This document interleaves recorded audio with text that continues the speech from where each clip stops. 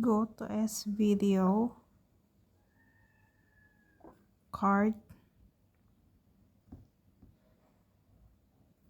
add to cart kayo, as long as galing siya sa S video, then balik kayo sa account nyo, punta kayo sa cart.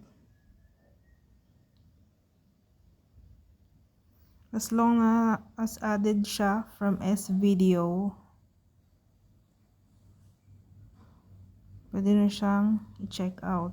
Araw-araw naman po may free shipping voucher and mas makakalis kayo pag sa S video kayo bibili. Kasi meron siyang voucher na 30% off, 100 pesos off na yun.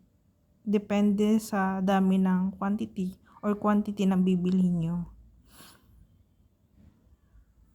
Tap okay, and yun, 207 na lang ang babayaran mo with free shipping and less 88 pesos na.